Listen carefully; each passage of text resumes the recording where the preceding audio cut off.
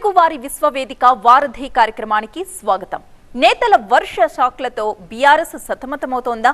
పార్టీని లీడర్స్ ఎందుకు వీడిపోతున్నారు? గులాబీ పార్టీలో లోపమా లేక నేతల అవకాశవాదమా? బీఆర్ఎస్ రాష్ట్ర కార్యదర్శి అలాగే టీఎస్ ఎంబీసీ డెవలప్మెంట్ కార్పొరేషన్ మాజీ చైర్మన్ తాడూరు శ్రీనివాస్ గారు సిద్ధంగా ఉన్నారు టీవీ9 స్టూడియోలో.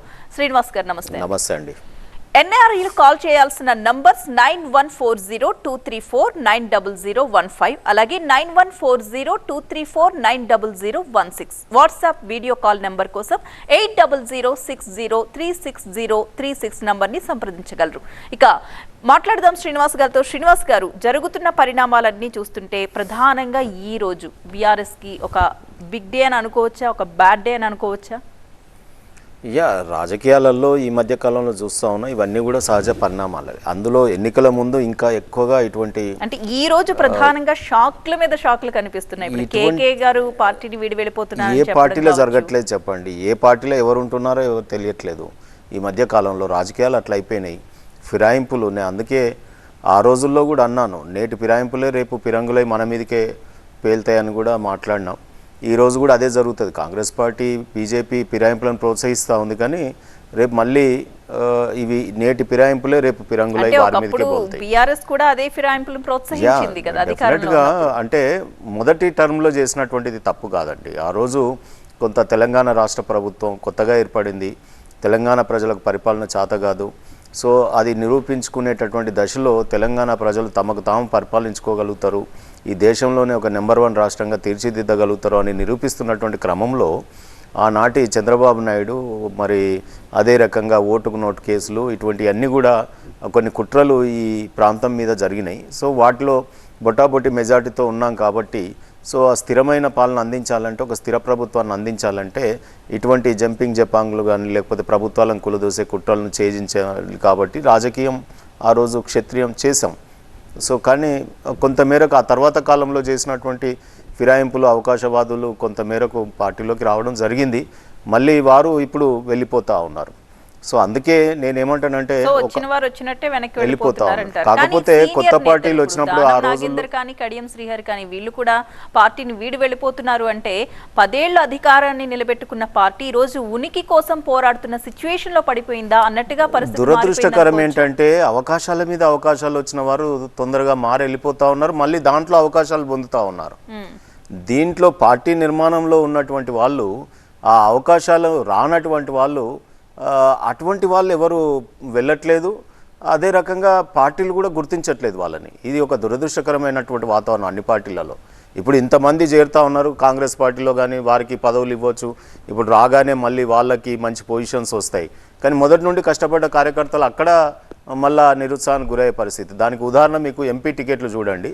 టీఆర్ఎస్ పార్టీ నుండి వెళ్ళినటువంటి వారికే ఈరోజు ఆయా పార్టీలలో టికెట్లు ఇవ్వడం జరిగింది. అంటే వారి ఓన్ ప్రోడక్ట్ ఏది, అసలు ఆ పార్టీ తయారు చేసిన నాయకులు ఏరి.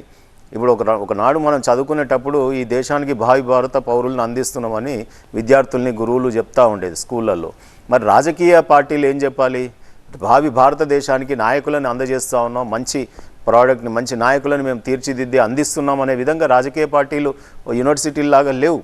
రాజకీయంగా ఈరోజు ఉన్నటువంటి అవకాశవాదం, పెట్టుబడిదారులు, వ్యాపారవేత్తలు ఇదొక వ్యాపార రంగంగా మార్చివేసినారు. రాజకీయ పార్టీలు మార్చివేసినాయి, వారి నాయకులు మార్చివేసినారు.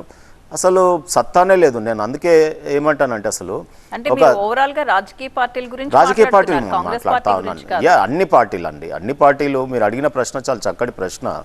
ఎందుకంటే ఇది ఈ దేశ రాజకీయ రణరంగంలో చాలా ఈరోజు ఇప్పుడు తేడా ఏమని చెప్పండి. 50 కోట్లు 30 కోట్లు ఉన్న వాళ్ళకే టికెట్లు ఇస్తామంటే ఈ డైరెక్ట్గా ఈ పార్టీలకు ఎలక్టోరల్ బాండ్స్ ఇచ్చి పార్టీలకు డబ్బులు ఇచ్చి ఏదైతే డిపాజిట్స్ ఇస్తున్నారో మళ్ళీ ఆ పార్టీ ఇక్కడ ఖర్చు పెడతా ఉన్నదో ఆ రకంగా పెట్టే బదులు రేపు టాటానో ఆయన ఒక 100 మంది ఎంపీలని, లేకపోతే బిర్లానో ఒక 100 మంది ఎంపీలని, లేకపోతే అదానీ ఒక 100 మంది ఎంపీలని డైరెక్ట్ నేరుగా ఇప్పుడు మాలాంటి వాళ్ళకి ఒక 100 కోట్లు ఇచ్చి నిలబెట్టింది అనుకోండి ఎంపీగా, ఆ కంపెనీలో ఎంప్లాయీస్ లాగా పనిచేయాలి. ఇక అంటే ప్రజాస్వామ్యం ఖూనీ అవుతుంది ఒక రకంగా.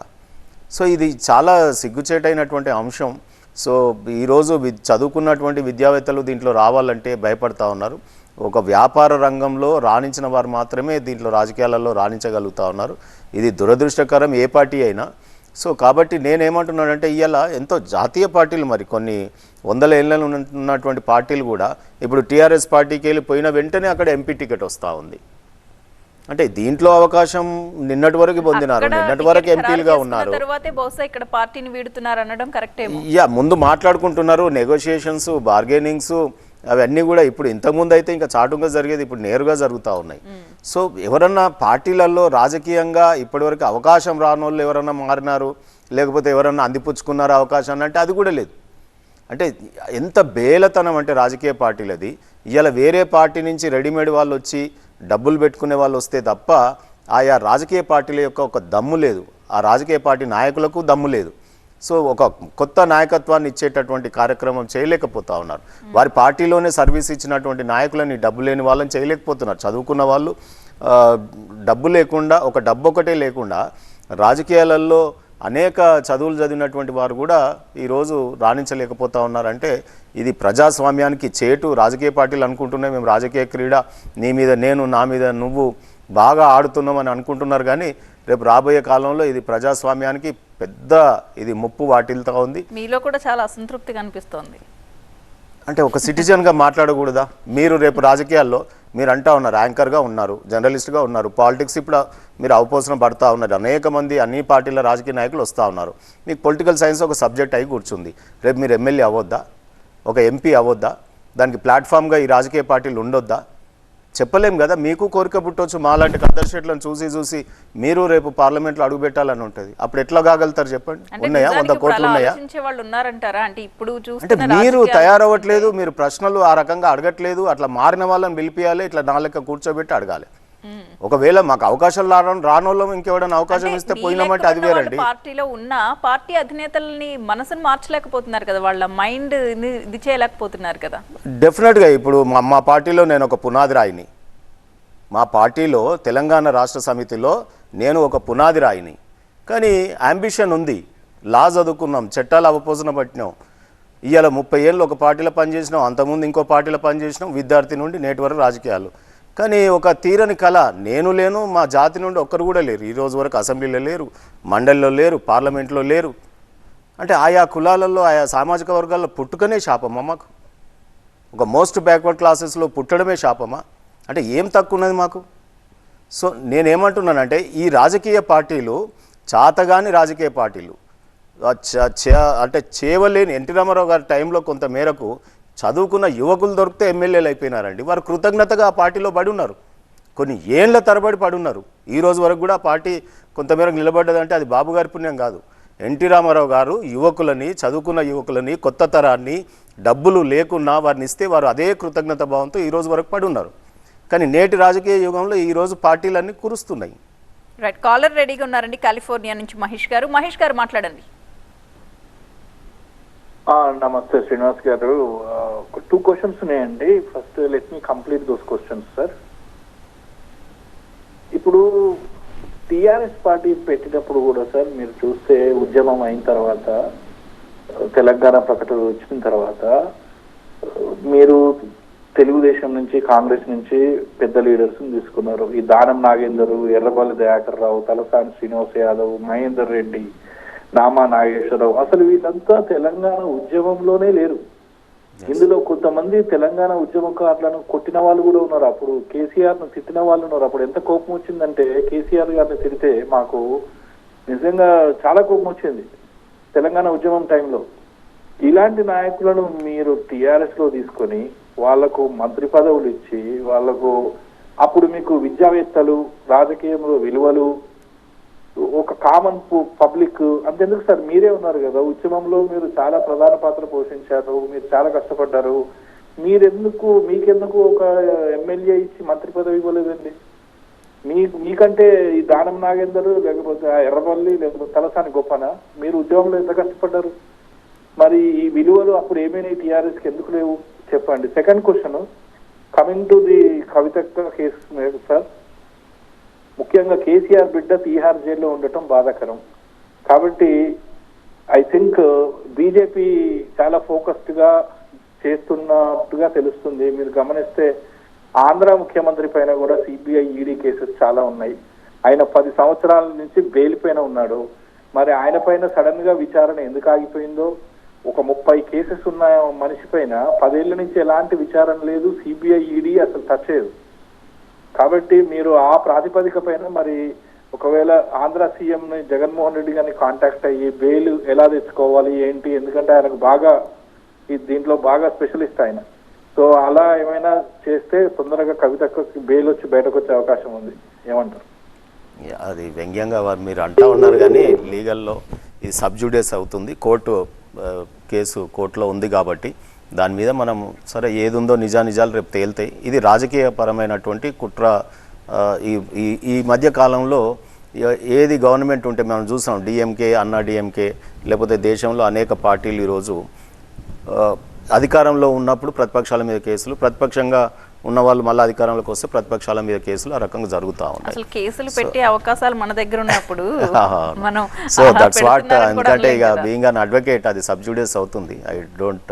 అయితే రెండో వారు అడిగినటువంటి ప్రశ్న నిజంగా కూడా రాజకీయ పార్టీల్లో కొంతమేర మేము కూడా సమీక్షించుకోవాల్సినటువంటి అవసరం ఉంది. ఈరోజు తెలంగాణ ఉద్యమంలో లేదా అనేక డిబేట్లలో నేను అనేక తిట్లు తిన్నాను. నన్ను ఎవరెవరైతే తిట్టినారో వారు మా పార్టీలోకి వచ్చి నా ముందే నాకు ఎమ్మెల్యేలు కూడా అయిపోయినారు. ఆయన అడిగిన వేరే టీడీపీ, కాంగ్రెస్ ఆ రోజులలో టికెట్ ఇవ్వట్లేదు అయ్యా, అందుకే అడిగినారు. సరే, డే 1 నుంచి ఉన్నాను నేను, 2001 నుండి పార్టీలో ఉన్నాను కాబట్టి వారు ప్రేమతో అడిగినారు. ఆ దెబ్బలు తిన్నాం. ఇప్పుడు వారు చెప్పినటువంటి నాయకులు కొడితే మాకు ఈపులు పగిలినాయి, మాకు పోలీసు వాళ్ళు దెబ్బలు కొడితే పడ్డాం ఉద్యమకారులు. కానీ ఉద్యమకారులకు లేదా ఒక మోస్ట్ బ్యాక్వర్డ్ క్లాసెస్కి ఈ రోజుల్లో ఈ రాజకీయ రణరంగంలో రాణించడానికి అవకాశాలు లేవు. నేనేమంటానంటే కొత్తగా పార్టీ, నేను మా సార్ను కూడా అడిగిన, ఒకసారి ఎప్పుడైనా ఆలోచన వచ్చిందా పార్టీ మారి పోటీ చేద్దాం? పార్టీ మారడం ఇష్టం లేదు. ఎందుకంటే కేసీఆర్ గారు ఒక చరిష్మాటిక్ లీడర్. ఎందుకు చరిష్మా? అది సినిమా వల్ల వచ్చింది కాదు. ఎన్టీ రామారావు గారు సినిమా రంగంలో నుండి వచ్చి ఒక చరిష్మాటిక్ లీడర్గా ఒక పార్టీని పెట్టి ఒక కొత్త తరాన్ని కేంద్ర మంత్రుల దాకా అందియడం జరిగింది ఆ రోజులలో. అందరూ కూడా ఫ్రెష్ ఇప్పుడు తెలుగుదేశంలో ఉన్నటువంటి మంత్రులందరూ కూడా ఆ రోజు ఫ్రెష్ చదువుకున్నటువంటి క్యాండిడేట్సే. అయితే ఇక్కడ కేసీఆర్ గారు కూడా తెలంగాణ ఉద్యమాన్ని, ప్రజల ఆకాంక్షని నెరవేర్చిన నాయకుడు, తెలంగాణ రాష్ట్రాన్ని సాధించిన నాయకుడు. వారికంటూ ఒక రాజకీయ రంగంలోనే చరిష్మాటిక్ లీడర్గా మారినారు. ఇలాంటి చరిష్మాటిక్ లీడర్స్, మహానాయకుడు ఒక ప్రాంతీయ పార్టీ ఉన్నప్పుడు ఏంటంటే మాలాంటి వాళ్ళకి అవకాశాలు వస్తాయని మేము ఆశిస్తాం. కానీ ఈ అవకాశవాదులందరూ వచ్చి చేరడము, కొంత ఆ రోజు ఉన్నటువంటి పరిస్థితులకు అనుగుణంగా ఇవి జరగడం, ఇంతకుముందు పదవులు అనుభవించిన వారే మళ్ళీ రావడం.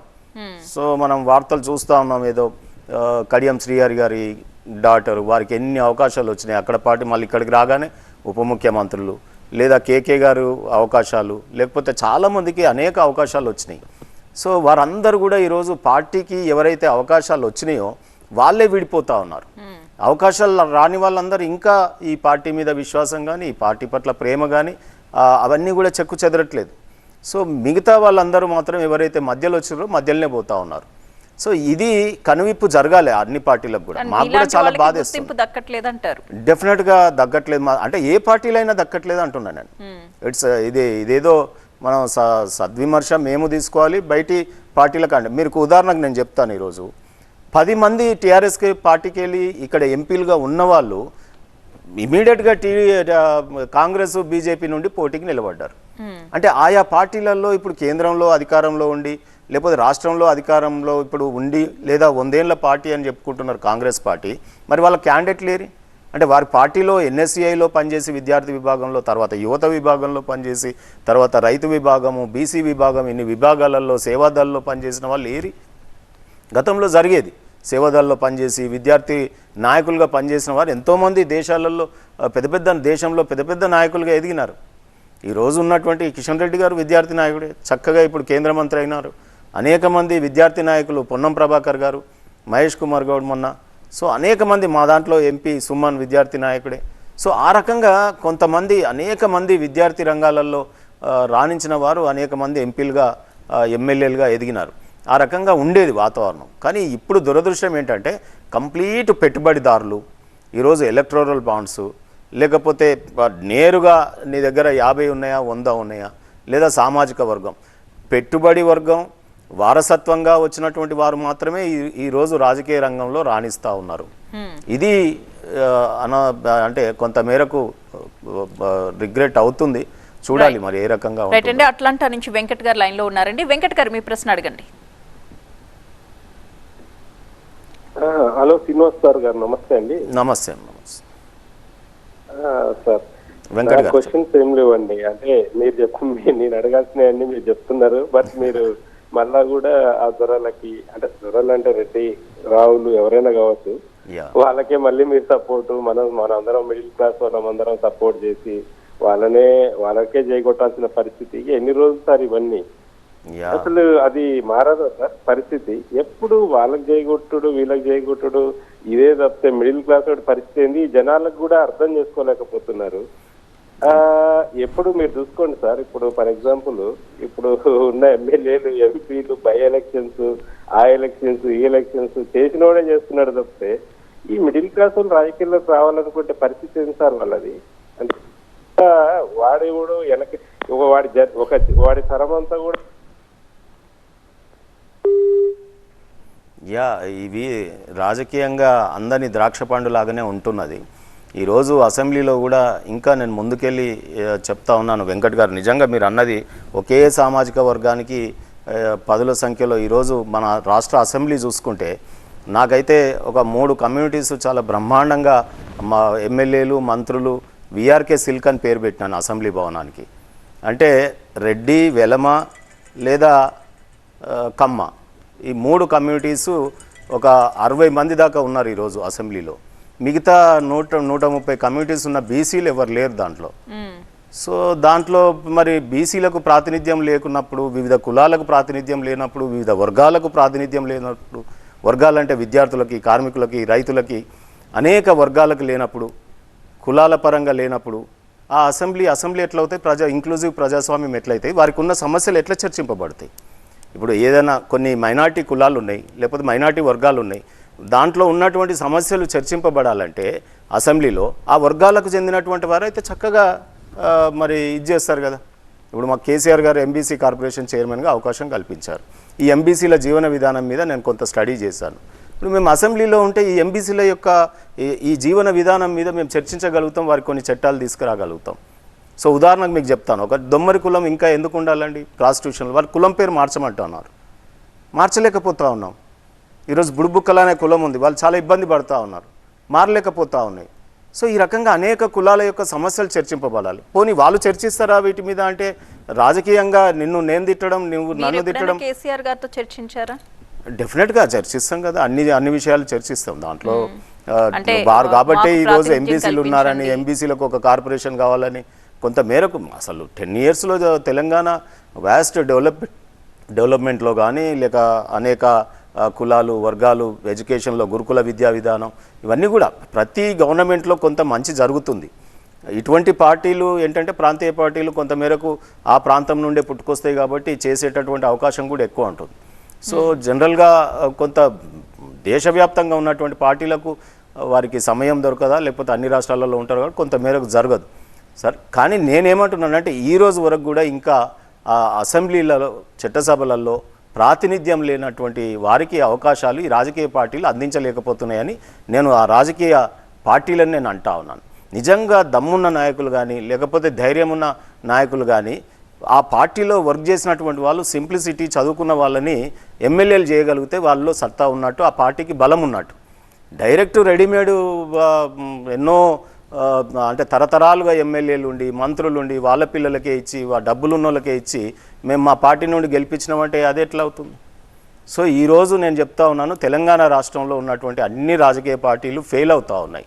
ఒక మంచి నాయకులని అందియడానికి, ఈ దేశానికి ఒక మంచి భావి భారత నాయకులను అందియడానికి అన్ని రాజకీయ పార్టీలు ఫెయిల్ అవుతూ ఉన్నాయి. మొత్తం అవకాశవాదులు, పెట్టుబడిదారులు, ఒకే సామాజిక వర్గానికి చెందిన వాళ్ళు 100ల సంఖ్యలో ఈరోజు వాళ్ళే మంత్రులు, వాళ్ళే ఎమ్మెల్యేలు, ఈ రకంగా జరుగుతూ ఉంది. సో ఇది మంచిది కాదు ప్రజాస్వామ్యానికి, ఎవరికి మంచిది కాదు. సో నేను జనరల్గా మీరు ప్రశ్న అడిగినారు కాబట్టి, వారు వెంకట్ గారు ఆవేదన తెలియజేసినారు కాబట్టి నేను చెప్తా ఉన్నాను. రైట్, ఫస్ట్ మనకి కాలర్ రెడీగా ఉన్నారండి, ఉగాండా నుంచి శివ గారు. శివ గారు మీ ప్రశ్న అడగండి. శివ గారు.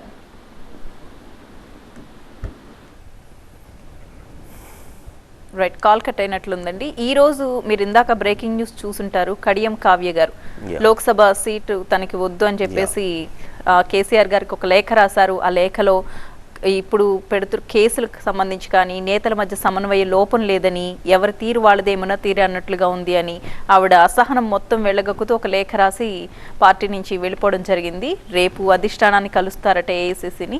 ఈ పరిణామాలన్నీ చూస్తుంటే మీకేమనిపిస్తోంది? అంటే అంతకుముందు మనం చూసాం, వరంగల్లో ఆరూరి రమేష్ టికెట్ ఆశించారు, అది దొరక్క ఆయన బీజేపీకి వెళ్ళిపోవడం, ఆయనతో పాటు మొత్తం క్యాడర్ కూడా వెళ్ళిపోవడం, ఈ నేపథ్యంలో ఇక్కడ వీళ్ళకి సరైన సహకారం లభించకపోవడం, ఇదేనా కారణంగా మనకు కనిపిస్తోంది? It is very unfortunate. ఇక్కడ సహకారం ఎందుకు అందియలేదు చెప్పండి. ఆ వార్త నిజమే అయితే నాకు తెలియదు. ఒకవేళ మీరు రాసిన లెటర్ లోనే అది మీరు అన్నది నిజమే అవుతే నిజంగా కూడా వారికి ఏ అవకాశం ఇవ్వలేదు చెప్పండి. వారి తండ్రికి ఈరోజు మాకు మొదటి నుండి ఉద్యమకారుడు అయినటువంటి వారిని తొలగించి వారికి ఎమ్మెల్యే ఇవ్వడము, వారికి డిప్యూటీ సీఎం ఇవ్వడము, వారి డాక్టర్ ఎడ్యుకేటెడ్. మరి అంత ఎడ్యుకేటెడ్కి ఈరోజే తెలిసిందా ఆమెకి ఈ ప్రాబ్లమ్స్ ఉన్నాయని? సో పోయేటప్పుడు నిందేయడం అనేది కరెక్ట్ కాదు. సో ఒక తెలిసిన రోజే నువ్వు ఆ యాక్షన్ తీసుకున్నావు అంటే అది వేరు. నిన్నటి వరకు టికెట్ ప్రయత్నం, ఇప్పుడు చూడండి మేము టికెట్లు రాక వస్తున్నాం ఇక్కడ ఉద్యమకారులము, 2001 నుంచి మేము ఉన్నటువంటి వాళ్ళము, ఇవాళ లాలు చదువుకున్నటువంటి వాళ్ళము, పార్టీ మీద అమితమైన ప్రేమ కలిగిన వాళ్ళము, మాకేమో టికెట్ రాలేదు మొర్రో అంటే నిన్నగాక మొన్న వచ్చి పార్టీలో ఉన్న అవకాశాలన్నీ దొబ్బిపోయి ఈరోజు మళ్ళీ బయటికి పోయి మమ్మల్ని నిందిస్తూ పోవడం అంటే వాళ్ళు కాదు కదా నిందించాల్సింది. ఏదన్నా అంటే మమ్మల్ని ఇప్పటివరకు అవకాశాలు రానోళ్ళు మమ్మల్ని ఏదన్నా అంటారంటే అది భరిస్తే కొద్దిగా న్యాయం ఉంది. కానీ అన్ని అవకాశాలు అందిపుచ్చుకొని డిప్యూటీ సీఎం లాంటి అంటే వారు కాదు కదా లెటర్ ఇచ్చింది, వారి డాటర్ అనుకుంటా. మరి షీఈస్ అన్ ఇండిపెండెంట్. శ్రీహరి గారు అట్లా చేయరేమో నాకు లేదు. కడియం శ్రీహరి, కడియం కావ్య ఇద్దరు కూడా ఢిల్లీకి బయలుదేరి చూడలేదు. ఒకవేళ అదే వార్త నిజమైతే మాత్రం శ్రీహరి గారిది అది చాలా తప్పండి. వారికి పార్టీలో రాగానే ఇంత పెద్ద అవకాశాలు ఇచ్చి కేసీఆర్ గారు చేయితో ఎవరైతే లాభం పొందినారో వాళ్ళు అదేందో మరి వారి ఎంతో మందికి ఎన్నో అవకాశాలు కల్పించిన వాళ్ళే ఇట్లా చేస్తుంటారు. మరి మా సార్ చెయ్యి అట్లా ఏమవుతుందో నాకు తెలియదు. కానీ ఈరోజు ఇప్పుడు పోయిన వాళ్ళు మీరు అందరు చూడండి, బయట పార్టీ నుండి వచ్చి రెడీగా ఇక్కడ మంత్రి పదవులు కొట్టేసి బయటికి పోయిన వారే. మేము అనేక నిందలు పడ్డాం. ఈ టీవీ డిబేట్లలో మమ్మల్ని అనేవాళ్ళు, మొన్న వస్తే ఆయనకు మంత్రి పదవి ఇచ్చిరు, మీ దాంట్లో మొన్న వస్తే ఆయనకు ఎమ్మెల్యే ఇచ్చిరు అని అనేక మందితో తిట్లు కూడా పడ్డాం వేరే పార్టీ వాళ్ళతో. అవి భరించి మేము ఆ పార్టీని, ఎందుకంటే తెలంగాణలో స్థిరమైన పాలన కావాలని, వారి ఎక్స్పీరియన్సెస్ని ఈ రాష్ట్ర అభివృద్ధికి ఉపయోగపడుతుందని, ఇంతకుముందే వారు మంత్రులుగా చేసినటువంటి ఎక్స్పీరియన్సెస్ కొత్త రాష్ట్రానికి వస్తుందని, కొత్త ప్రభుత్వానికి అందిస్తారని ఆశిస్తూ కేసీఆర్ గారు కొంత మేరకు వారిని తీసుకునేటట్టుగా నాకు అనిపించింది. సో అందుకు మేము సాక్రిఫైస్ చేసినాం. మేము సూసైడ్ స్క్వాడ్ లాగా పార్టీలో ఉన్నాం, వారందరినీ భరించినాం. సో అయినా మనసులో ఎంత మాకు ఇది ఉన్నా కానీ మేము పార్టీ శ్రేయస్సు దృష్ట్యా అనేక అవమానాలను భరిస్తూ మళ్ళీ మాకు పనులు పడ్డప్పుడు మమ్మల్ని కొట్టి తరిమి తెలంగాణ రాష్ట్ర ఏర్పాటులో ఏమాత్రం వారి పార్టిసిపేషన్ లేదు. వారి ముందుకు ఆత్మగౌరవం చంపుకొని పనులకు పోయినా పనులు కూడా అయ్యేటి కావు. అయినా ఇవన్నీ భరించినాం. ఈరోజు మళ్ళీ ఇట్లా అయితే మాకు ఎంత బాధ వేస్తుంది చెప్పండి. పార్టీ మేము ఇప్పుడు చిన్న యంగ్ వయసు నుంచి 23 ఏళ్ళు ఇవ్వాలి పార్టీలో ఇప్పుడు నేనుండి. సో పార్టీ ఈ రకంగా అవుతా ఉంటే మాకు బాధేస్తుంది కదా. అంటే ఈ రోజు దానం నాగేంద్ర గారి కమెంట్స్ మీరు వినే ఉంటారు. బిగ్ న్యూస్ బిగ్ డిబేట్ లో ఆయన మాట్లాడారు. కేటీఆర్ చెప్పారు బీజేపీలో పార్టీని కలుపుతున్నాం అనేసి మాట్లాడారు. అందుకే నాకు నచ్చక పార్టీ నుంచి బయటకు వచ్చేసాను అనేది. ఇప్పుడు వెళ్ళిపోయిన వాళ్ళు మాట్లాడిన దానికి శాంక్టిటీ ఉండదండి. పార్టీలో ఉన్నప్పుడు మాట్లాడితే దాన్ని ధృవీకరించుకోవడం కోసం ఆయన ఏం చెప్తున్నారంటే, తన పిల్లల మీద ఒట్టేసి నేను ఈ విషయాన్ని చెప్తాను, కేటీఆర్ అలా అనలేదని చెప్పగలుగుతారా అని సవాల్ చేశారు ఆయన. నేను చూడలేదు, అది చూస్తే తప్పకుండా నేను స్పందిస్తాను. ఎందుకంటే వారికి కూడా మంచి అవకాశాలు ఇచ్చినారు. వారు ఇప్పుడు చూడండి, బీఫామ్ చేంజ్ కాకుండా ఇప్పుడు పార్టీలో ఎమ్మెల్యేగా గెలిచినారు, అందులో బీఫామ్ మీద పోటీ చేస్తారు. అది ఏ రకంగా నైతికం అవుతుంది? నేను డెఫినెట్గా నాగేందర్ గారిని అప్పీల్ చేస్తూ ఉన్నాను, ఎమ్మెల్యేకు రాజీనామా చేసి పోటీ చేయమనండి, పార్టీ మారమనండి. ఇదేం పెద్ద ఇందులో కంపల్సరీ ఇందులోనే ఉండాలి, ఇందులోనే పోటీ చేయాలని అనట్లేదు. బట్ ఈ పార్టీ ఇచ్చినటువంటి ఎమ్మెల్యే పదవికి రాజీనామా చేసి వెళ్తే అది కొంత మేరకు ప్రజలు హర్షిస్తారు. డెఫినెట్గా నేను వెల్కమ్ చేస్తాను. కానీ ఇందులో ఎమ్మెల్యేగా టీఆర్ఎస్ బీఫామ్ మీద గెలిచి ఈ ప్రజల్ని కూడా మనం ఫూల్ చేసినట్టు అవుతుంది కదా. కాంగ్రెస్ పార్టీ బీఫామ్ మీద ఎట్లా పోటీ చేస్తారు చెప్పండి. రాజీనామా చేసి తీసుకొని పోటీ చేయిస్తే కూడా కొంత మేరకు మనం దాన్ని ఆమోదించవచ్చు. ఇది కాన్స్టిట్యూషన్ పరంగా. నైతికమైతే ఏది నైతికం కాదు. అంటే ఇప్పుడు డైలీ మనం చూస్తున్న ఈ పరిణామాలన్నీ గమనిస్తే పార్లమెంట్ ఎన్నికల్లో అసలు బీఆర్ఎస్ టార్గెట్ ఎంత పెట్టుకుంది, ఎన్ని లోక్సభ సీట్లు గెలుచుకుంటామని అనుకుంటోంది, దానికి సంబంధించి మీ అభిప్రాయం ఏంటి? ఇప్పుడు అన్సర్టినేట్ ఉందండి. నేను నెక్స్ట్ మళ్ళీ 1 వీక్ లోపల మీరు పిలిస్తే నేను చెప్తాను. ఇప్పుడు ఏంటంటే ఇప్పుడు క్యాండిడేట్స్ అన్నీ కూడా నియామకాలు జరిగిన తర్వాత ఇప్పుడు మా పార్టీకి వెళ్ళిపోయిన వాళ్ళే ఉన్నారు. ఇవాళ నిజంగా చెప్పాలంటే మేము గెలిచినా వాళ్ళు గెలిచినా అంతా మా పార్టీ ప్రోడక్ట్ గెలిచినట్టే. సో ఇక్కడ ఆశ్చర్యకరం ఏంటంటే అసలు ఈ టీఆర్ఎస్ పార్టీ నుండి పోయిన వాళ్ళకే కాంగ్రెస్ పార్టీ బీజేపీ టికెట్లు ఇస్తుందంటే వాళ్ళ పార్టీలో అసలు నాయకత్వం లేదా, నాయకత్వం లేమితో కొట్టుమిట్టాడుతున్నారా? ఇంత గవర్నమెంట్ ఉండి కూడా రాష్ట్ర ప్రభుత్వంగా వారు ఉండి కూడా మొన్న మేము గెలిచినామని మాట్లాడుతున్న పార్టీ ఈరోజు ఎంపీ క్యాండిడేట్లు మా దాంట్లోకి వెళ్ళి వస్తే కానీ లేరు. అది ఏ రకంగా వాళ్ళు సమర్థించుకుంటారో నాకేం అర్థం అవుతలేదు. రైట్, శివ గారు మళ్ళీ లైన్లోకి వచ్చారండి ఉగాండా నుంచి. శివ గారు మీ ప్రశ్న అడగండి. నమస్తే వారిది, నమస్తే శ్రీనివాస్ గారు. శివ గారు నమస్తే. నా ఈ 2 ప్రశ్నలు అండి. యాక్చువల్లీ తెలంగాణ అంటే నేను ఆంధ్ర నుంచి అండి, నేను గుంటూరు నుంచి. తెలంగాణ డివైడ్ అయినప్పుడు మేము సెటిలర్స్ హైదరాబాద్ సెటిల్ అవుతామా లేదా అనే ఒక క్వశ్చన్ ఉండేది. కానీ కేసీఆర్ గారు డెఫినెట్ గా రియల్ హీరో అనుకోవచ్చు. ఎవరిని ఏమి ఇబ్బంది పెట్టకుండా సెటిలర్ సంబంధించి చాలా ఈక్వల్ గా చూసుకున్నారు. తెలంగాణ ప్రజల్లానే ఈక్వల్ గా చూస్తున్నారు. దానికి నేను కృతజ్ఞత అండి. రెండోది, మీరు మీ పార్టీ ఉన్నప్పుడు అన్ని పార్టీ నుంచి ఎమ్మెల్యేలని ఎంపీని తీసుకున్నారు. అది రైట్ కాదు అని నా సబబు. ఇవాళ సేమ్ రేవంత్ రెడ్డి అదే చేస్తాడు. యాక్చువల్గా ఓటుకు నోటికేసిన చంద్రబాబు నాయుడు ఆంధ్ర పారిపోయాడు. 10 ఏళ్ల ఉన్న ఉమ్మడి క్యాపిటల్ ని చంద్రబాబు నాయుడు వదిలేశాడు ఓటుకు నోటి కేసు వల్ల. కానీ మీరు అప్పుడు ఇన్ఫ్లుయెన్స్ చేసి ఉండాల్సింది. రేవంత్ రెడ్డి అనేవాడు, చంద్రబాబు నాయుడు అనేవాడు, they are 420. They are definitely 420. అది తెలంగాణ సీఎం కావచ్చు, ఆంధ్ర సీఎం కావచ్చు, వాళ్ళందరూ ఒకటే అండి. కానీ కేసీఆర్ గారు ఇది ఎందుకు తీసుకుపోలేకపోయారు, అప్పుడు ఎందుకు యాక్షన్ తీసుకోలేకపోయారు, అప్పుడు ఎందుకు సైలెంట్గా ఉండిపోయారు అనేది నా క్వశ్చన్ అండి. Thank you sir. రాష్ట్రం విడిపోయి చాలా రోజులైందండి. ఆ వైషమ్యాలకు కానీ ఆ సెటిలర్ అనే పదానికి తావులేదు. రాష్ట్రం 10 years అయిపోయింది. ఆ రాష్ట్రం ఈ రాష్ట్రం పనులు చేస్తూ ఉంది. ఇంకా ఆ వైషమ్యాలకు సంబంధించినటువంటి చర్చ చేయాల్సినటువంటి అవసరం మాత్రం లేదు. So today we can discuss current affairs మీద మాట్లాడదాం. ఈ రాష్ట్రాల ఏర్పాటు జరిగిపోయింది. ఇప్పుడు ఒరిస్సా ఎట్లనో ఆంధ్రప్రదేశ్ అట్లా, మహారాష్ట్ర ఎట్లనో తెలంగాణ అట్లా, ఏ రాష్ట్రానికి ఆ రాష్ట్రం ఏర్పడ్డ తర్వాత మనం ఇంకా అటువంటి మాట్లాడాల్సినటువంటి అవసరం. రైట్, మనం కాల్కి ముందు మాట్లాడుతున్నాం దానం నాగేందర్ గారి గురించి. అయితే కేసీఆర్ గొప్ప నాయకుడు అంటున్నారు, కానీ ఆయన చుట్టూ ఉన్న కోటరీ వల్లే పార్టీ పతనం అయిపోయింది అంటున్నారు. ఆ కోటరీ ఎవరు? దానం నాగేందర్ చేసిన విమర్శలపై మీ అభిప్రాయం ఏంటి? కోటరీ ఏముంటుందండి, అల్టిమేట్గా నాయకుడు అవన్నీ చూసుకోవాల్సిన బాధ్యత ఉంటుంది కదా. ఇప్పుడు ఈ మీ యూనిట్ ఉంది, దీన్ని ఏమంటారు, టీవీ ఛానల్లో ఇదంతా ఉంది. దీని ఎండీ గారు మెయిన్ ఇంపార్టెంట్ అవుతారు, కానీ ఇంకా ఆయన చుట్టూన్న వాళ్ళు దీన్ని పాడు చేశారంటే ఎట్లా అవుతుంది? సో ఏ ఆర్గనైజేషన్ అయినా ఏ పార్టీ అయినా మేము బాధ్యత వహించాల్సిందే. అది ఆ నిర్ణయాలు కింద ఏం జరుగుతుందో చూసుకోవాలి కదా. సో నేను అటువంటి అని కాదు, నేనేమంటున్నానంటే పార్టీలో మొదటి నుండి ఉన్నటువంటి వాళ్ళు, వాక్చాతుర్యం ఉన్నవాళ్ళు, ప్రజలకు సేవ చేసే గుణం ఉన్నవాళ్ళు, మొదటి నుండి విశ్వాసపాత్రులుగా ఉన్నటువంటి వాళ్ళకి ఎందుకు ఈ రకంగా మనం ఇవ్వకుండా ఈ కొత్తగా వచ్చినటువంటి వాళ్ళు ఇట్లా చేస్తూ ఉన్నారు? అటువంటిది మా పార్టీ కూడా సమీక్షించుకోవాలని మాత్రం నేను మాట్లాడుతున్నాను. మిగతా పార్టీలు అయితే అసలు నేను అనుకుంటాను ఇప్పుడు టీఆర్ఎస్ పార్టీ మళ్ళీ మేము కొత్త నాయకులకు ఇచ్చుకుంటా ఉన్నాం మా దాంట్లోకి వెళ్ళిపోతే. సో స్ట్రాంగెస్ట్ పార్టీ తెలంగాణలో మళ్ళీ ఇది ఉన్నట్టే. ఎందుకంటే కాంగ్రెస్ కానీ బీజేపీకి కానీ ఇళ్ళకెళ్ళి పోయిన వాళ్ళే క్యాండిడేట్లు. అంటే స్టిల్ ఈ పార్టీయే చాలా స్ట్రాంగ్ అనిపిస్తూ ఉంది నాకు ఈ లెక్కన చూస్తే. ఎందుకంటే మరి అవకాశవాదులు వెళ్ళిపోతూ ఉన్నారు, పోయిన వాళ్ళకే వాళ్ళు టికెట్లు ఇస్తూ ఉన్నారంటే వాళ్ళ దాంట్లో లేనట్టే కదా. అంటే వీళ్ళు పోకపోయి ఉంటే అంటే వాళ్ళు ఎవరిని పెడుతుంటే అంటే వీక్ క్యాండిడేట్సే కదా. ఒకవేళ ఈ పోయిన వాళ్ళు మా దాంట్లో నుండే పోటీ చేస్తే అంటే మా పార్టీలో ఉన్న వాళ్ళు స్ట్రాంగ్గా వాళ్ళు కనిపిస్తున్నారు, తీసుకొని టికెట్లు ఇస్తూ ఉన్నారు.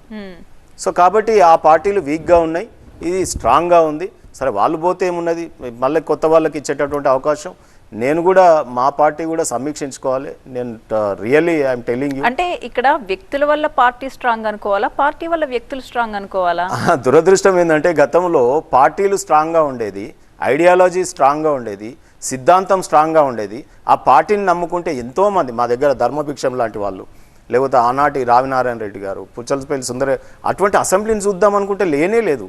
వ్యక్తిగతమైన దూషణలు వినడానికి మనం దాన్ని ఏమంటారు, తిట్ల పురాణం చదువుకోనికి అసెంబ్లీ పెట్టుకున్నట్టుగా ఉంది. సో ఆ నాయకులను ఎన్నుకునేటప్పుడే కరెక్ట్గా ఎన్నుకుంటే కనుక అక్కడ మంచి చర్చలు, ప్రజా సమస్యలు చర్చింపబడతాయి. కొత్తగా అవకాశాలు వస్తే కూడా, కొంత కొత్త నీరు వస్తే కూడా వారికి కొంత ఎంతూజియాజం ఉంటుంది, స్టడీ చేస్తారు, సమస్యల మీద అవగాహన తెచ్చుకొని కొద్దిగా ఎక్కువ కష్టపడతారు. సో అది లేకుండా ఓన్లీ ఇప్పుడు ఉదాహరణకు మెడికల్ కాలేజీలు ఉన్నాయండి, వారిని తీసుకొని మనం మెడికల్ మినిస్ట్రీ చేసిన, ఆరోగ్య శాఖ మంత్రి చేస్తే కార్పొరేట్ రంగాన్ని పోషిస్తారు కానీ ప్రభుత్వ వైద్యాలయాలు వస్తాయా? ఇప్పుడు కార్పొరేట్ విద్యాలయాలు, ప్రైవేట్ యూనివర్సిటీలు ఉన్నాయి, వాళ్ళని తీసుకొని మనం ఎమ్మెల్యేలు, మంత్రులు చేస్తే రేపు ఆ కార్పొరేట్ వాళ్ళ విద్యాలయాలు, వాళ్ళ యూనివర్సిటీలు పెరుగుతున్నాయి కానీ ప్రభుత్వ విద్య పెంచుతారా వాళ్ళు? వీటిని కిల్ చేస్తారు, ప్రైవేట్ రంగాన్ని పెంచుతారు. అదే రకంగా పెట్టుబడిదారులు ఏదైతే వ్యాపార రంగంలో ఉన్నాయో ప్రైవేట్ పరిశ్రమలు వాటే ఉంటాయి, పబ్లిక్ సెక్టార్ యూనిట్స్ని అమ్మేస్తారు. పబ్లిక్ సెక్టార్ యూనిట్స్ లేకపోతే ప్రజలకు అది చాలా ఇది ఉంటుంది. సో ఈ రకంగా ఎక్కడో మౌలికంగానే ఈ రాజకీయ వ్యవస్థలో చాలా తప్పులు జరుగుతున్నాయి. పౌరులందరూ స్పందించాల్సినటువంటి, I appeal all the people, ఈ మన ఓటర్స్ని కూడా చెప్తా ఉన్నాను, దయచేసి ఓటును మీరు అమ్ముకోకండి. మీరు రాజకీయ పార్టీలు పంపించినటువంటి క్యాండిడేట్స్ని, వారి చదువుని, వారి గుణగణాలను చూడండి. ఇటువంటి వాళ్ళని ప్రజలు ఓడిస్తే సరిపోతుంది, అసలు ఈ రాజకీయ పార్టీలు పెట్టినా సరే కానీ. సో ఓడించేస్తే సరిపోతుంది. రైట్. సో చాలా తప్పులు అన్ని రాజకీయ పార్టీలలో జరుగుతూ ఉన్నాయి. మీరు ఇచ్చిన అవకాశాన్ని నేను ఒక ప్రజాకోణంలో ఒక మంచి ఉన్నతంగా చర్చ జరగాలని నేను ఆ అవకాశాన్ని తీసుకున్నాను. శ్రీనివాస్ గారు, మనం పార్టీ టికెట్లు, కేటాయింపులు వీటి గురించి డిస్కస్ చేస్తున్నాం. మరి మల్కాజ్గిరి సీటు విషయంలో జరిగింది ఏంటండి? అంటే ఏ విషయం అంటా ఉన్నా? ఎంపీ టికెట్ విషయంలో పార్టీలో జరిగిన తీరు చూస్తే మీకు ఏమనిపిస్తోంది? మా పార్టీలో అంటే నాకు కరెక్ట్ ప్రశ్న అర్థం కాలేదు. అంటే మా పార్టీలో టికెట్ ఇవ్వకపోతే పార్టీని శాపనార్థాలు పెట్టి బయటకు వెళ్ళిపోయి మళ్ళీ ఇట్లాంటిదంతా ఒక గందరగోళం రచ్చ జరిగింది కదా.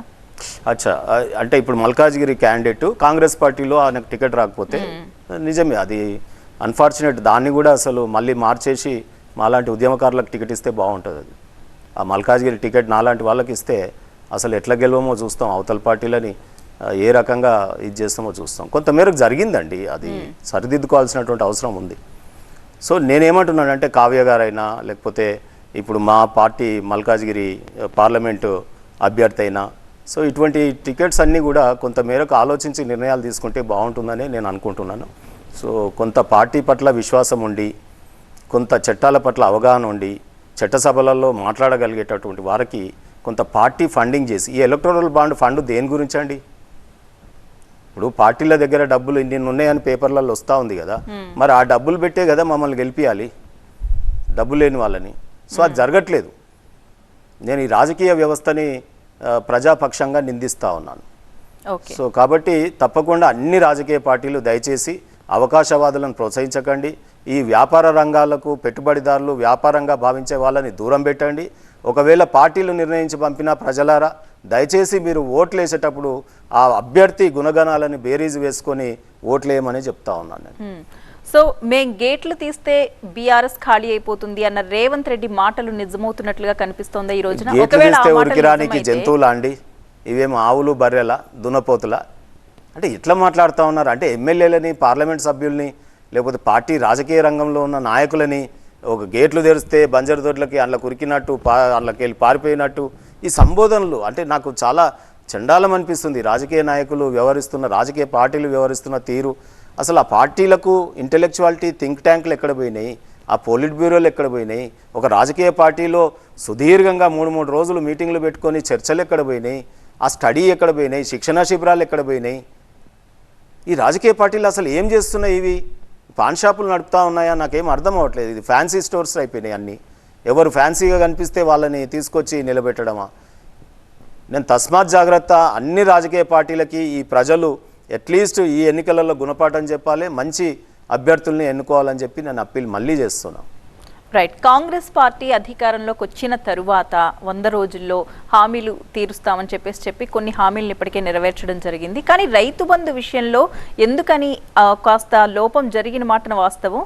దీనిపై బీఆర్ఎస్ పోరాటంలో ఏమైనా వైఫల్యం చెందింది అనుకోవచ్చు? లేదండి.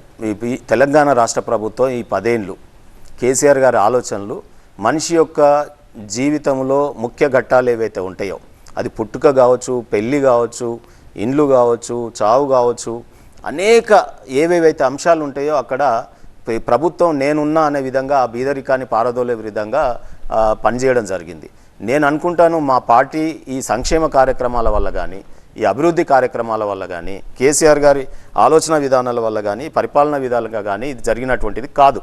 ఇది రాజకీయపరమైనటువంటి అంశం, అవకాశవాదానికి పరాకాష్ట.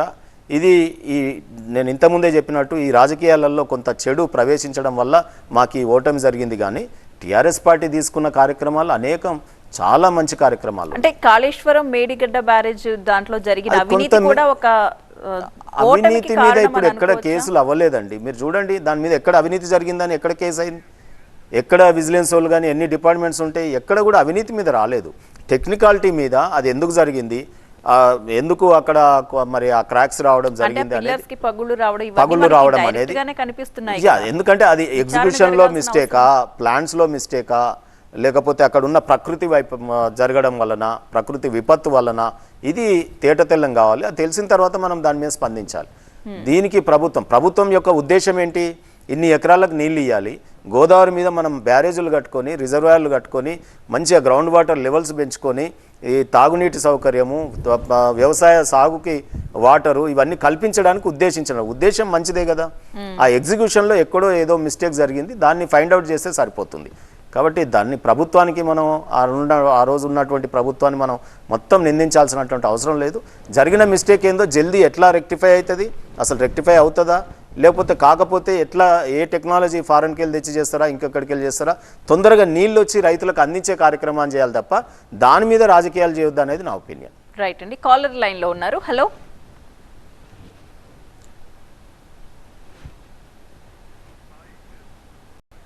యుఎస్ఏ నుంచి సాయి గారు లైన్లో ఉన్నారండి. సాయి గారు మాట్లాడండి. సాయి గారు, రైట్, ఇప్పుడు ప్రజెంట్ సిచ్యువేషన్, ప్రజెంట్ సినారియో చూస్తే మీకు 1 వీక్ తర్వాత మళ్ళీ పిలవండి చెప్తానని అన్నారు కదా, ఈ రోజు పరిస్థితి చెప్పే విధంగా లేదని దాన్ని అర్థం అనుకోవచ్చు? లేదు, ఇప్పుడు కాంగ్రెస్ పార్టీ క్యాండిడేట్లు ఇంకా డిక్లేర్ చేయలేదు. తర్వాత మా దాంట్లో డిక్లేర్ కొన్ని ఇంకొకటి 2 ఇప్పుడు ఏదో మీరు డిస్టర్బెన్స్ అంటా ఉన్నారు కదా, మళ్ళీ తిరిగి ఇవన్నీ జరిగిన తర్వాత మనం చెప్తే బాగుంటుంది. నేను జ్యోతిష్యుని కాదు కదా, యాక్చువల్ ఫ్యాక్ట్స్ చూసిన తర్వాత, అందరు క్యాండిడేట్స్ని చూసిన తర్వాత బేరీ చేసుకొని అసెస్ చేసి చెప్పగలుగుతాం. సో అంతేగాని మనం ఈరోజు అన్సర్టెనిటీ ఉన్నప్పుడు మనం చెప్పడం అనేది, అంటే నేను చెప్పలేను. సరే, మీరు ఊహించి మీడియా ఏమని చెప్పగలిగితే చెప్పండి, ఎవరు ఏ పార్టీకి ఎన్ని వస్తాయి. సర్వేలు నమ్ముతారా మీరు? సర్వేలను అస్సలు నమ్మను. ఇప్పుడు అన్నీ కూడా ప్రైవేటు ఫ్యాషన్ అయిపోయింది.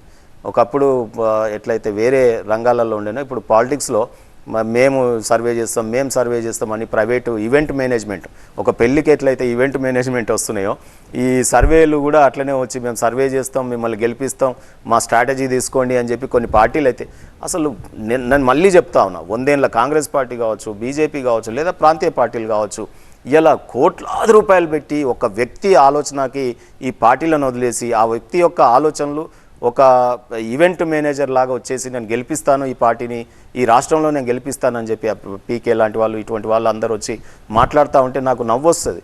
అసలు పార్టీ ఐడియాలజీ, పార్టీలోనూ ఉన్నటువంటి వారు, ఆ పార్టీ కార్యవర్గాల యొక్క చర్చ జరిగి, ఆ పార్టీ యొక్క యూనిట్స్, ఆ కార్యకర్తలు, ఆ జిల్లా లేకపోతే కాన్స్టిట్యున్సీల వారిగా, లేకపోతే స్టేట్ వారిగా ఆ నాయకులందరూ కూర్చొని, గతంలో మంచి స్వాతంత్ర సమరయోధులు టోపీలు పెట్టుకొని, తెల్లబట్టలు వేసుకొని, నేల మీద కింద పరుపుల మీద కూర్చొని, సో వాళ్ళు ఎంత థింక్ ట్యాంక్స్ అండి, ఈ దేశానికి స్వాతంత్రం తీసుకొచ్చినారు, ఈ దేశంలో పార్టీలు గెలిచినాయి, కొంత మేరకు అభివృద్ధి కూడా జరిగింది ఈ దేశం. సో అటువంటి సీన్స్ కనిపించట్లేదు మాకు. సో ఆ ఓల్డ్ బుక్స్ తెరిచినప్పుడు, ఆ చరిత్ర పుస్తకాలు చూసినప్పుడు మాత్రమే అవి చూస్తూ ఉంటే, ఈరోజు అటువంటి థింక్ ట్యాంకులు లేరు, ఆ పార్టీలు అటువంటి శిబిరాలు లేవు, ఒకవేళ చేసినా అవి అమలు పరచట్లేదు. మీకు ఉదాహరణకు చెప్తాను, కాంగ్రెస్ పార్టీలో చింతన్ బైఠక్ అని పెట్టినారు. సో ఆ బైఠక్లో ప్రతి పార్లమెంటుకు 2 బీసీలకు ఎంపీ టికెట్లు ఇస్తామన్నారు, ఎమ్మెల్యే టికెట్లు ఇస్తామన్నారు.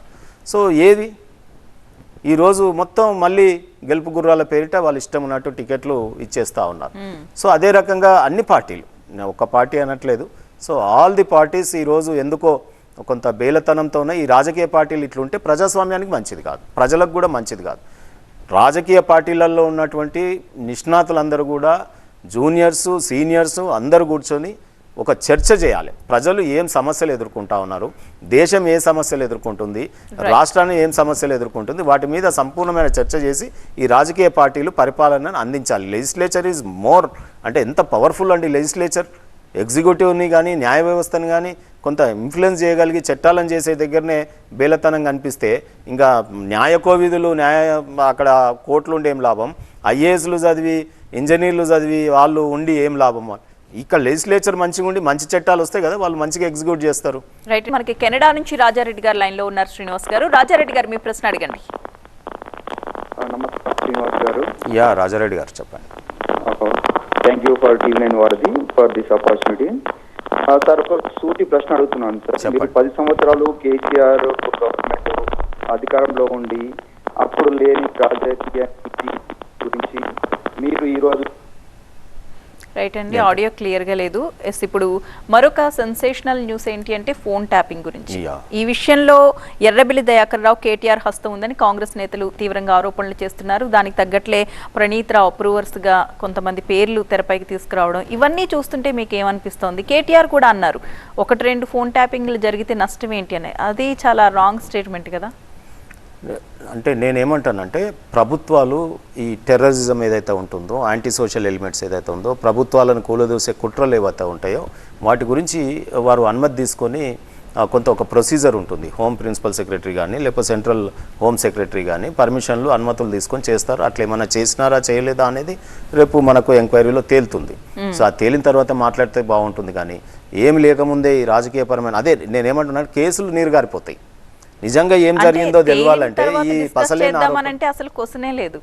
కానీ కేటీఆర్ గారు అలా రెస్పాండ్ అవ్వట్లేదు కదా. నేను ఇప్పుడు అంటా ఉన్నాను కదా, అటువంటి వాళ్ళకి ఏమన్నా ఉంటే జరుగుండొచ్చు. నేనేమంటాను అంటే అటువంటి ఏమన్నా ఉంటే జరుగుండొచ్చు. ప్రభుత్వానికి అధికారం ఉంది, ఏ రకంగా చేయాలి దానికి కొన్ని గైడ్ లైన్స్ ఉన్నాయి, దానికి అనుమతుల ప్రాసెస్ ఉంది. అనుమతులు లేకుండా జరిగినట్టు అయితే డెఫినెట్గా they have to face. So నేనేమంటున్నానంటే అది ఏం జరిగిందో తెలియక ముందే పలానా ఆయన ఉన్నాడు, ఈ రకంగా ఉంది ఆ రకంగా ఉంది అని రావడం మాత్రం నేను తప్పుపడతా ఉన్నాను. అంటిల్ అన్లెస్ మనం ఒకటే ఇందులో గుర్తించుకోవాలండి, నేరం ఆరోపించడం ఈజీ, ఆరోపించిన వాళ్ళే ప్రూవ్ చేయాలి. ఇప్పుడు ఎవరన్నారో మీరు ఆ స్టేట్మెంట్ వాళ్ళు ప్రూవ్ చేయాలి మరి వీళ్ళు ఉన్నట్టుగా. ఎస్, నిజంగా మీరు ఇప్పుడు కేటీఆర్ గారి మీద ఆరోపణ చేస్తున్నారు, మరి అది లేకపోతే ఇప్పుడు జరిగిన డ్యామేజ్ ఎవరు కట్టిస్తారు రేపు ఫ్యూచర్లో? వారి క్యారెక్టర్ అసాసినేట్ అవుతుంది కదా. సో నేనేమంటానంటే ఆధారాలతో సహా ఆరోపణలు చేయండి, మెచ్చుకుంటాను. కానీ అసలు ఆరోపణలు ఉట్టిగా గాలికి ఆ యూట్యూబ్ ఛానళ్ళల్లో దీంట్లో ఇష్టం ఉన్నట్టు ఈయనున్నాడు ఆయనున్నాడు ఈయనున్నాడు ఆయనున్నాడు రోజు ఇదే పని. అది జనరంజకంగా ఉంటుంది కాబట్టి ఏదో చూస్తారు, వారికి ఏదో కొంత పెరుగుతట్టుంది ఆ యూట్యూబ్లలో. సో నేనేమంటున్నానంటే ఈరోజు చట్టంలో కూడా క్లియర్ ఉంది, burden of proof lies on whom, అంటే ఎవరైతే ఆరోపిస్తారో వారే చెయ్యాలనేది ఉంది చట్టంలో. మరి ఆ రకంగా చెయ్యట్లేదు కదా. సో అందుకనే నేను ఆ పసలేని ఆరోపణల మీద స్పందించాను. రైట్, నెక్స్ట్ బీఆర్ఎస్ పేరుని మళ్ళీ టీఆర్ఎస్ గా మార్చేస్తారు అనే వార్తలు కూడా హల్చల్ చేశాయి ఈ మధ్య కాలంలో. మారుస్తారో లేదో అయితే తెలియదు, బట్ మారుస్తేనైతే నాకు కూడా ఇష్టమే. టీఆర్ఎస్ అనే పేరు మాత్రం నాకు ఇష్టమే. ఒక్కొక్కరికి ఒక్కో పేరు ఇష్టం ఉంటుంది, నాకు టీఆర్ఎస్ పేరు ఇష్టం. అంటే అలాంటి చర్చ ఏదైనా జరుగుతుందా? ఇప్పటి వరకు అయితే స్టేట్ సెక్రటరీగా ఉన్నాను, రాష్ట్ర పార్టీ కార్యవర్గంలో ఆ చర్చ రాలేదు, రాష్ట్ర పార్టీ మీటింగ్ కూడా జరగలేదు. ఇప్పటి వరకు మీరు ఎన్నో ప్రభుత్వాల పరిపాలనలు చూశారు, మళ్ళీ ఇప్పుడు కాంగ్రెస్ ప్రభుత్వం ఉంది, ఎట్లా అనిపిస్తోంది ఈ 100 days పాలనలో? ఏమనిపించింది మీకు? 100 days అయితే టూ ఎర్లీ అండి. ఒక రేవంత్ రెడ్డి గారు నేనేమంటానంటే తను ఒక కసితో రాజకీయ రంగంలో రాణించాడు. సరే ఏదైతేనేమి ముఖ్యమంత్రి కాగలిగినాడు, అంత పెద్ద పార్టీలో ఎంతోమంది పోటీ పడితే కూడా కాగలిగినారు. నేను వారికి అంటే ఒక మిత్రత్వంతో ఒక సద్విమర్శగానే చేస్తూ ఉన్నాను. మీరు ఇచ్చినటువంటి హామీల అమలు మీద పనే మాట్లాడాలి, మీ పనితో జవాబు చెప్పండి. కానీ అనవసరమైనటువంటి ఈ గతంలో జరిగినటువంటి వాటిని మనసులో పెట్టుకొని మీరు ఎదుటి పార్టీలను కానీ ఆ నాయకులను కానీ వ్యక్తిగతంగా మీరు తిట్టడం కానీ లేవో సంభాషణ కానీ కొంత మీరు ఆదర్శంగా ఉండండి. ఎందుకంటే మీరు యువకులు, ఇంకో 20 ఏళ్ళ వరకు మీరు రాజకీయ రంగంలో రాణించగలుగుతారు. మీరు సీఎం అవుతారా, రేపు పీఎం అవుతారా, మీ కాంగ్రెస్ పార్టీ అధ్యక్షులు అవుతారా. నా సజెషన్ నేనేం కోరుకుంటాను అంటే టూ ఎర్లీ, చిన్న వయసులో మంచి అవకాశం దొరికింది, అంత పెద్ద పార్టీలో మీరు సీఎం కాగలిగినారు, దట్ ఈజ్ యువర్ టాలెంట్, నేను ఒప్పుకుంటాను. కానీ మీరు ఇచ్చిన హామీలు ఏవైతున్నాయో వాటిని అమలవుతున్నాయా లేదా కింద మహిళలకు ఉదాహరణ 2500 అన్నారు, పెన్షన్ 4000 అన్నారు, రైతు బంధు మీరు ఇంకా ఎప్పుడేస్తారు? ఇప్పుడు 3-4 ఎకరాల వరకే వచ్చింది, మిగతా వాళ్ళకి ఎప్పుడు ఇస్తారు? ఈ అంశాలని అమలుపరిచి అవే మాట్లాడతాయి కదా, ప్రజలు మాట్లాడుకుంటారు. ఓకే బై, కాంగ్రెస్ పార్టీ వచ్చింది, రేవంత్ రెడ్డి వచ్చారు, ఇగో ఇవన్నీ చేశారని చెప్పి వాళ్ళే మెచ్చుకుంటారు. సో నేనేమంటున్నా అంటే ఇక రాజకీయాలు వద్దు. మీరు ముఖ్యమంత్రి అయినారు, మీరు పరిపాలన మీద దృష్టి పెట్టండి. ఒక 6 నెలల్లో, మొదటి 6 నెలల్లోనే మీ పనితీరు తెలిసిపోతుంది ప్రజలకి. ఆ తర్వాత మళ్ళీ ఒకసారి ప్రజలు డిజోన్ చేసుకుంటే నువ్వు రాజకీయంగా మళ్ళా పైకి రావాలంటే చాలా కష్టం అవుతుంది. ఎందుకంటే నేను ఎందుకు ఆడిపోసుకోవాలి? ఒక గవర్నమెంట్ ప్రజలు కోరుకున్నారు, గవర్నమెంట్ వచ్చింది, ఆయన ముఖ్యమంత్రిగా ఉన్నారు, లెట్ హిమ్ డూ గుడ్. ఈ రాష్ట్రం ఈ 5 ఏళ్ళు మంచి జరగాలని కోరుకుంటాను నేను. అంటే ఇక తెలంగాణలో కేసీఆర్ శకం ముగిసిపోయింది, ఓటమి భారంతో అనారోగ్య సమస్యలతో ఆయన ఇబ్బంది పడుతున్నారు, మళ్ళీ లేవడం చాలా కష్టం, ఇట్లాంటి వ్యాఖ్యలు కూడా చేశారు రేవంత్ రెడ్డి. వాటిపై మీ అభిప్రాయం? లేదండి, కేసీఆర్ గారి మీద ఈ ఆరోపణ ఉద్యమ కాలం నుంచి వస్తుంది. కేసీఆర్ ఈజ్ కేసీఆర్, మళ్ళీ మనం ఆయనని రీప్లేస్ చేయలేము. మేము ఈ అవకాశవాదులను చేర్చుకొని మా పుట్టి మునిగింది తప్ప మిగతా వాటిల్లో అసలు టీఆర్ఎస్ను మించిన పార్టీ భారతదేశంలో లేదు. కేసీఆర్ గారిని మించిన నాయకుడు ఇప్పుడు ప్రజెంట్ రాజకీయ వ్యవస్థలో వారి యొక్క ఆలోచనలు, వారి యొక్క రాజనీతి, వారి యొక్క రాజధర్మం కూడా. ఎందుకంటే ఒక ప్రాంతం విడిపోయి రాష్ట్రంగా ఏర్పడ్డది కాబట్టి ఆ రాష్ట్రంలో శాంతి భద్రతలను కాపాడుతూ ఆయన 10 years పరిపాలన చేసినాం. సరే, ఆ పరిపాలనలో ఎంత మేరకు మేము ప్రజలు రీచ్ అయినాం, రీచ్ కాలేదు, ఎంత పర్సెంటేజ్ అనేది మళ్ళీ లెక్కలు ఉన్నాయి. ఓట్లు ఎంత శాతం మాకు తక్కువ వచ్చింది, ఎంత శాతం ఎక్కువ వచ్చింది అనే చర్చలు ఉన్నాయి. బట్ కేవలం ఇప్పుడు రాజకీయ పార్టీలలో ఈ అవకాశవాదులని, ఈ పెట్టుబడిదారులని వ్యాపారమే చేద్దాము, భూములను కబ్జా చేద్దాము, ఈ ప్రైవేటు కాలేజీలు పెడదాము, లేకపోతే నేను వ్యాపార రంగంలో రాణించడానికి, లేకపోతే ఒక ఇంట్లో నా కొడుకు, నా అల్లుడు, నా ఇట్లా కావాలి అని కోరుకునే వాళ్ళని అందరినీ పక్కకు పెట్టండి. ఇది ఏమైనా చేయగలిగితే కేసీఆర్ గారే చేయగలుగుతారు. ఈ రాజకీయాలని శుద్ధి చేయాలంటే కూడా ఇప్పుడు కేసీఆర్ గారితోనే సాధ్యం, ఇప్పుడు ఏ పార్టీతో సాధ్యం కాదు. ఒకవేళ నిజంగా మా కేసీఆర్ గారు విజృంభిస్తే తను రాజకీయ నాయకులను, కొత్త తరాన్ని రాష్ట్రానికి అందించి తద్వారా దేశానికి కూడా నాయకత్వాన్ని తెలంగాణ నుంచి పంపిస్తారు. అది కేవలం నేను విశ్వసిస్తున్నా, అది కేసీఆర్ గారితో సాధ్యం. అయితే లిక్కర్ స్కామ్ కేసులో ఈ రోజున కవిత తీహార్ జైల్లో ఉన్నారు, కానీ ఇప్పటి వరకు కేసీఆర్ గారి నుంచి ఎలాంటి స్పందన లేదు. ఎందుకని? కోర్టులు తెలుస్తాయి కదా, స్పందించి కేసుని డైవర్ట్ చేయమంటారా? ఎప్పుడు కూడా ఒక case during pending of the investigation మనము కామెంట్స్ చేస్తే అవి నీరు గారిపోతాయి. అసలు ఏముంది ఏం లేదో తేలనియండి కొంత. సో ఎందుకు స్పందిస్తే, ఇప్పుడు సపోజ్ మేము పాజిటివ్గా స్పందిస్తే కూతురు కాబట్టి అంటారు, నెగిటివ్ స్పందిస్తే అయ్యో కూతురుని కూడా డిజోన్ చేసుకోండి, ఇవన్నీ కారణాలు అవుతాయి. కాబట్టి వారు చట్టం తన పని తాను చేసుకోపోతుంది, చూద్దాం. ఇప్పుడు ఏమైందండి, ఇప్పుడు కేటీఆర్ తల్లి అందరూ కూడా వెళ్ళారు కవిత గారి దగ్గరికి ఆమె బాగోగులు తెలుసుకోవడానికి, కానీ ఒక తండ్రిగా కేసీఆర్ ఎందుకు వెళ్ళకూడదు? అంటే స్పందించడం పక్కన పెట్టేశారు. చూస్తున్నారు కదా, శివుడు గరాలం ఇక్కడ మింగుకున్నట్టు ఇంట్లో ఉన్నటువంటి తండ్రి కానీ, భర్త రోల్ కానీ, వారు అన్నీ దిగమింగుకొని మరీ బాధని బయటికి చూపించకుండా కుటుంబాన్ని నడిపిస్తూ ఉంటారు. అదే రకంగా కేసీఆర్ గారు కూడా ఎన్ని బాధలు ఉన్నా కొంత ప్రజల గురించి కానీ, లేకపోతే వారికి ఉన్నటువంటి కానీ బాధని దిగముంగుకొని తప్పకుండా వారు అవి చేయాల్సిందే చేస్తూ ఉన్నారు. సో ఆ రకమైన రోల్ ఉంది. ఎందుకు బాధ ఉండదు చెప్పండి? సో ఉంటుంది, డెఫినెట్గా ఉంటుంది. కానీ దాన్ని దిగమింగుకొని పని చేయాల్సిందే, ముందుకు పోవాల్సిందే కదా. Thank you so much Srinivas గారు వారధి కార్యక్రమానికి వచ్చినందుకు. ఇది వాల్టి వారధి. చూస్తూనే ఉండండి TV9.